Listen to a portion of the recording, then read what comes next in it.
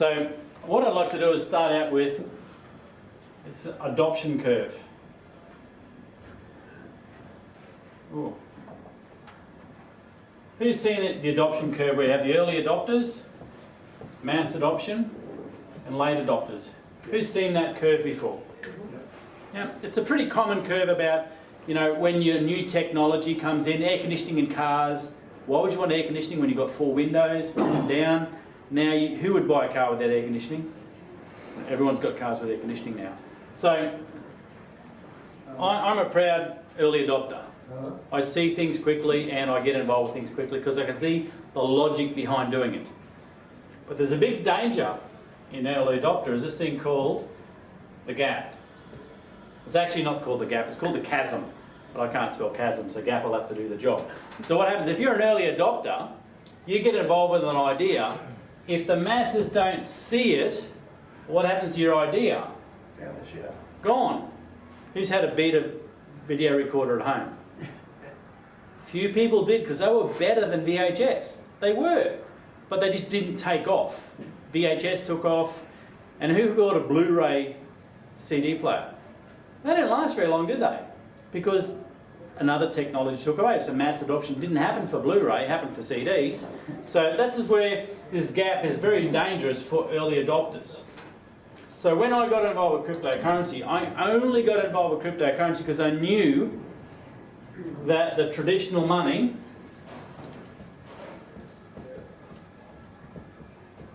traditional dollars across the world, that system had really big failing points and was costing me time.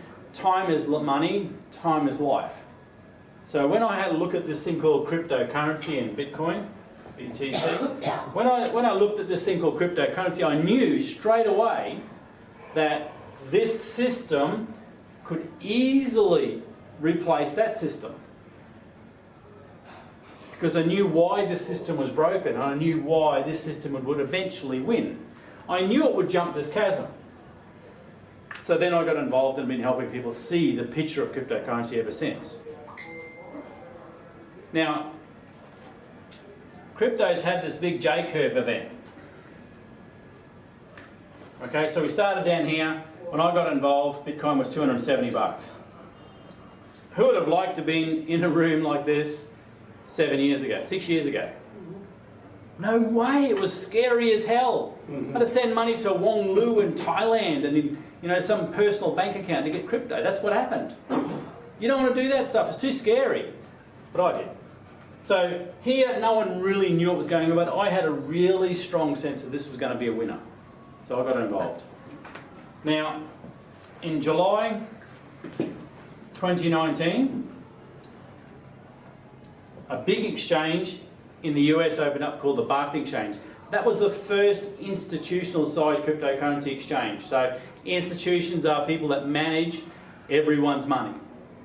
Okay, so institutional money could get involved with cryptocurrency, whereas before that, it was only traders and speculators and crazy techies got involved with crypto. So this is when the big money could get involved with crypto. All right, so it's like you guys here tonight. Who hasn't really got involved with crypto yet? So the first night you come here, you're not going to walk out of here and go to your bank and send all your money to crypto. You're not going to do that, are you? No, you're not going to do that. You learn about it, aren't you? Yes. That's what these guys did. They got involved, but they didn't really jump in at 100%. So it took them over 12 months to start affecting the cryptocurrency pricing, because they're buying more and more and more comfortable, more and more and more. So then a company called PayPal got involved in December 2020. And that was a point where I knew we'd actually jumped this thing called the chasm. PayPal had 300 million customers globally. It forced all the other payment providers to go, uh-oh, we made a mistake by not getting involved with crypto. So now you've got Visa, MasterCard, Alipay, WePay, UnionPay, Facebook, Telegram, WhatsApp, Instagram. They're all involved with cryptocurrency up to their neck. So that means that we've crossed this gap. And now we're on a smooth ride for the mass adoption to start to occur in cryptocurrency. So the masses of people now can quite easily get involved with cryptocurrency, use cryptocurrency to buy their Maccas as reported on 60 Minutes the other day.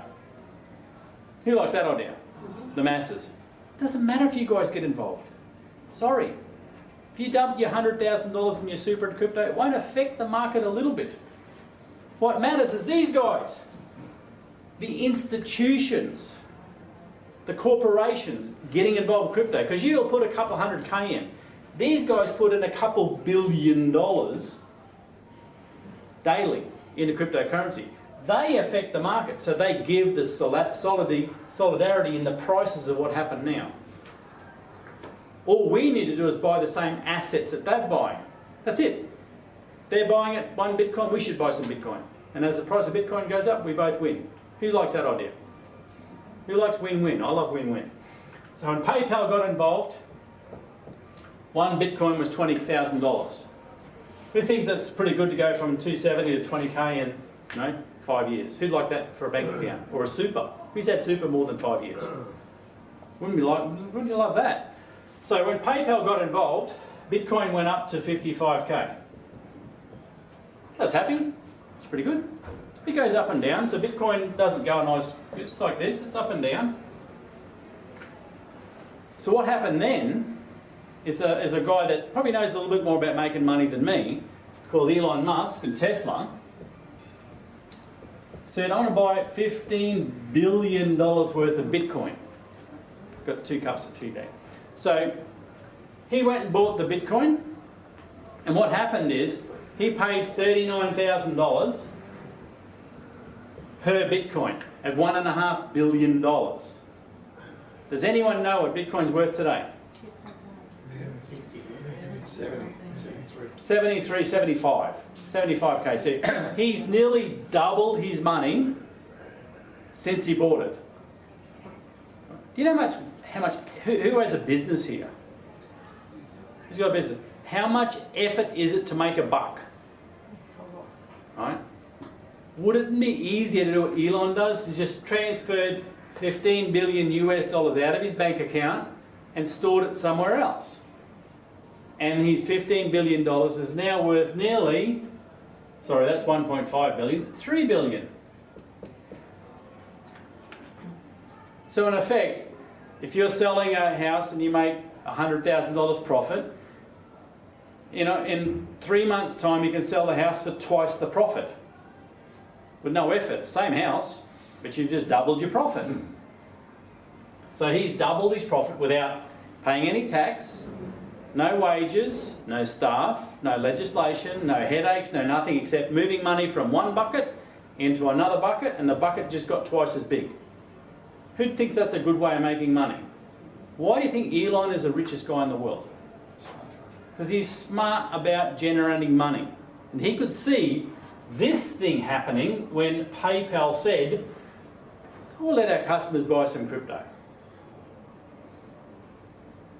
Really smart businessman. So there's another really smart businessman called Michael Saylor. And it's hope.com. Hope.com gives you access to all Michael Saylor's videos. So Michael Saylor, he's an investment banker that started up this little hedge fund called MicroStrategies. It's huge. So he made about $20 billion with this hedge fund. Then he decided, how about we leverage our hedge fund in Bitcoin? So what he did, he had a seminar. Not much similar to this. He invited a couple thousand people. So he invited 2,000 people. Not the garbage truck driver that picks up his bins, not the guy that does his house cleaning, corporations and investment funds, 2,000 of them. Actually, what happened, 7,000 turned up at this event.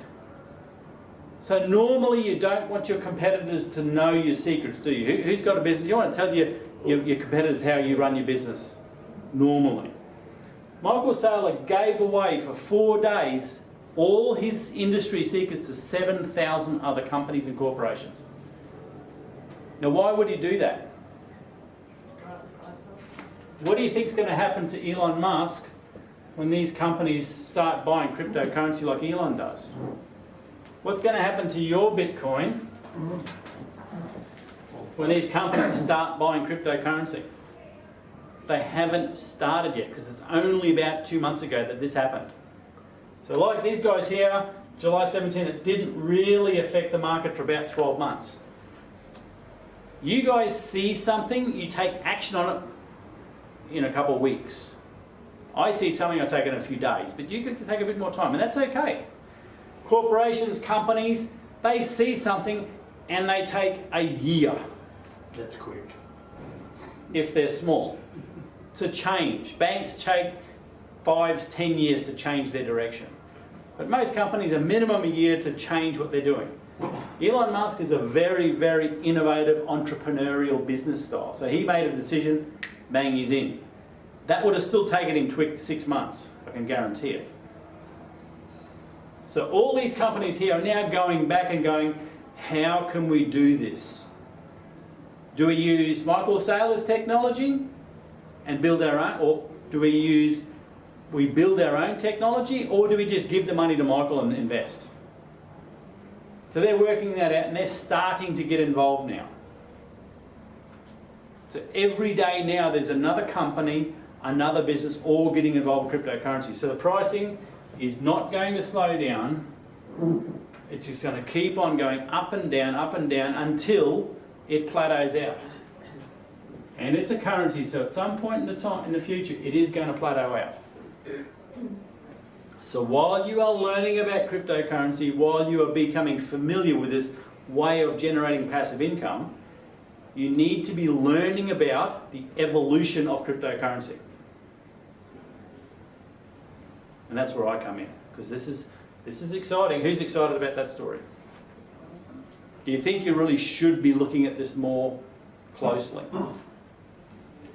Who'd like to double the money that they made in profit in the last 12 months by just putting it in a different spot? Welcome to crypto.